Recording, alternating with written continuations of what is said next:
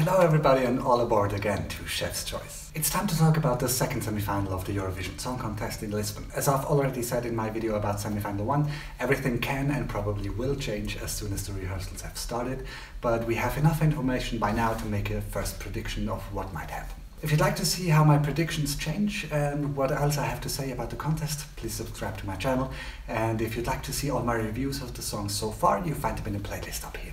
Now let's first take a look at my ratings of the songs in the constellation of their semi-final. If you don't know how my rating system works, you find a video up here as well that explains everything. So if we take my ranking and only look at the second semi-finalists, the top 10 would be the ones that would qualify. That's basically what I would like to happen, but it does neither take into account the running order nor the actual real staging so far. So let's go through them one by one in the order of their performances. Norway. I think that's the best position that Norway could have gotten. Straight away it gets all the fans on board with a nostalgic look back. Unfortunately, you know that I don't really like neither the song nor the performance that Rybak did in the Norwegian final. But coming in first, it will make a lot of people happy to see him back, and maybe this might be enough to make him qualify nonetheless. For now, I think chances are at around 40%. Romania. The second spot is always tricky because there's still so much to come and not much to compare it with.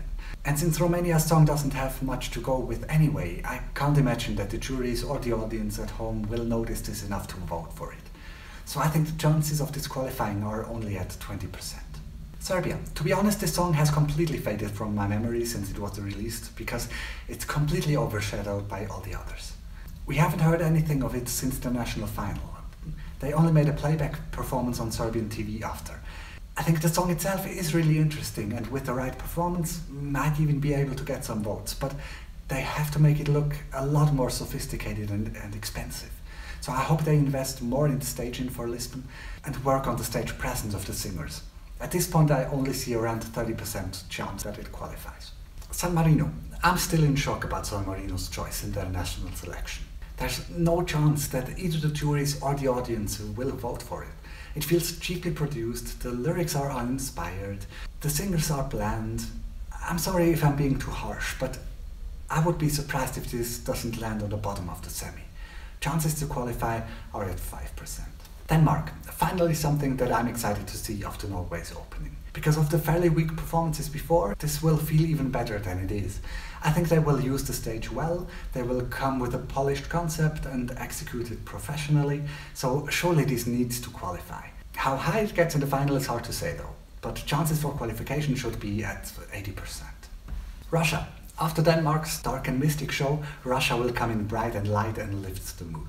I'm excited to see Julia finally perform, and since the song is a lot better than last year's, and the second semi-final being not as strong as the first one, I'm pretty certain that they qualify. I'd say it's around 75%. Moldova. This is hard to predict. The song itself is so much fun, and while it does feel like it could have been performed 10 years ago, it might still work today. But only if they throw some money and taste at the performance, because what they did in their national final just wasn't good enough. That's what made it look more dated than it has to be. So if they bring the staging to 2018, I'd actually be happy to see it in the final. But so far I'd say chances are at 50%.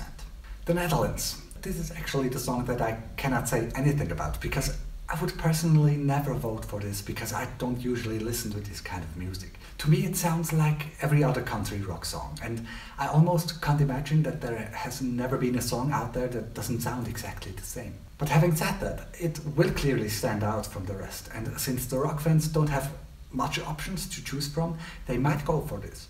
So again, I think the chances are at 50%. Australia. We go back to a classic pop song that ticks every box that a good pop song needs to have. I'm sure it will be a polished, high-quality performance, and while it might be too generic if it was paired with in another constellation, I think in this semi-final it stands out as a great version of this generic pop genre, and I think chances for qualification are at 80%. Georgia. I think Georgia's spot in the running order isn't bad. Australia will make the audience watch up and focus again, even if they tuned out during the Netherlands, so they might be ready to sink into Georgia's slow unfolding song. To me, this definitely deserves to qualify, but of course, being as special as it is, the audience might not relate to it enough to vote for it. So they need the support of the stage to enhance the dynamic of the song and create a powerful moment out of the 3 minutes that they have. Otherwise it's going to be tough. Chances right now are at maybe 40%. Poland, this one is hard for me as well. Personally, I don't see any reason that this should qualify. The vocals aren't great, the song structure is strange because you don't know where the chorus is, the instrumental is too basic. To me, this is one of the worst out of the more generic pop songs this year. Not the worst, but one of them. But a lot of people seem to be responding well to it, so of course it still might make it through to the final, but I wouldn't be too surprised if it didn't. I'd say chances are at 40%. Malta. When Christabel won for Malta, everyone seemed to love it, besides myself. But since then, I feel like nobody ever talked about Malta again. There are so many better songs in the running now that this won't catch enough drift to fly high. However, it is the weaker semi-final where almost everything can happen, so I think the chances are still at 35% that it makes it through to the final. Hungary. This song started off really low on my list, but over time I learned to appreciate it a lot more in comparison to the other 42 songs. It is unique, it is different, and I actually would rather listen to this than to the Dutch song. Also, Hungary got lucky to be in the semi-final too, where it might even be one of the best performances of the night. So chances for qualification are at 80%. Latvia. Latvia got lucky to come towards the end of the semi, because if it came up as one of the first songs, we would have completely forgotten it by now. But I still think it won't create enough excitement to make it through to the final, so chances are at 20%.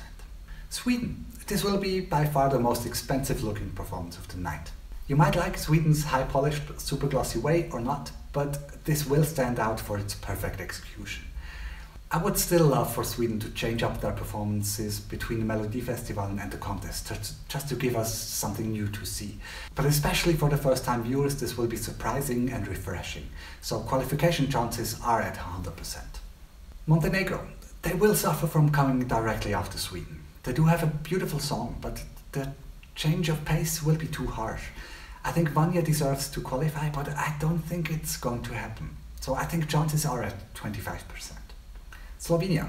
This song started off on the top of my list after Slovenia's national final, but then it steadily sank down. I think this is one of the songs that only works when it's performed live and not when you just listen to it.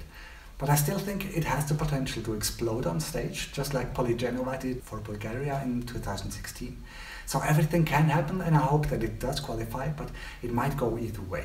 Qualification chances are at 60%. Ukraine. It's an interesting choice to close the show with the Ukraine, and I'm not sure if it increases or lowers their chances of qualifying, because there is the obvious language problem that so far you could hardly understand the lyrics even though they're in English. And if that's the last thing people notice, I'm not sure that they will vote for it. So I hope he worked a lot on his pronunciation. But the song is really catchy and it has a nice build-up and ends on a high point, and that being the last thing you heard of the night could be good.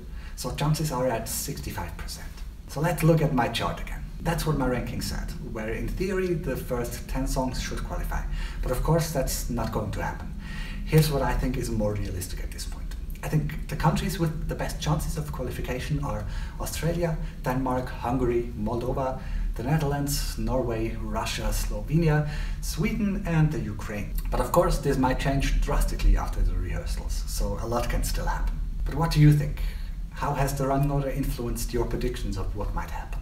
Tell me in the comments below. For now, thank you so much for watching and I'll see you soon. Bye.